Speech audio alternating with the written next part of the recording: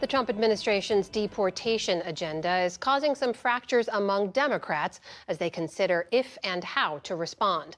For analysis of that and the other headlines, we turn now to our Politics Monday team. That is Amy Walter of the Cook Political Report with Amy Walter and Tamara Keith of NPR. Great to see you both. Good to be here. So when we spoke with Maryland Democratic Senator Chris Van Hollen last week, it was right before he was allowed to meet with the Maryland man who was deported to El Salvador, Kilmore Abrego Garcia. He was mistakenly deported by the Trump administration by their own admission. And as you both see, how Democrats handle this issue, whether they even touch it, has divided some in the party. Here's how California Governor Gavin Newsom framed it recently. This is the distraction of the day.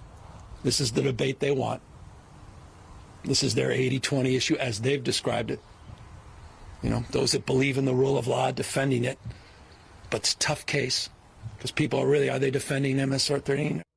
And here now is how Senator Van Hollen responded on Sunday's Meet the Press. I don't think it's ever wrong to stand up for the Constitution. And this is not about one man. I think Americans are tired of elected officials or politicians who are all finger to the wind. And anybody who can't stand up for the Constitution and the right of due process doesn't deserve to lead. Amy, what does all of this say to you about where Democrats are right now? Right.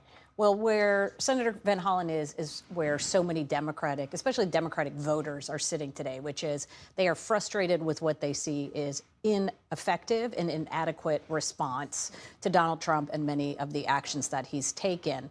When you hear from Gavin Newsom, what he's saying, the governor of California, is, look, just talk about the economy. That's where we're winning. Donald Trump's numbers are really bad on the economy. They're good on immigration. But the whole issue is really how you ask the question on immigration and where the fight ultimately, what the fight ultimately ends up being about. If you ask voters, do you think Donald Trump's doing a good job on the economy? Generally, yes, he gets positive marks there, much higher than he is getting right now on the economy.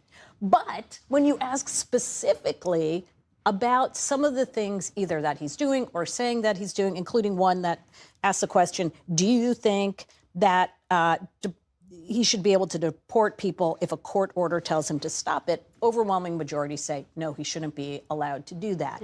So the question now is where this fight is happening. Is it happening about the rule of law, where Democrats would like it to be, or is it where Donald Trump thinks he is the strongest, believes he has a mandate, which is it's going to be about being able to deport criminals?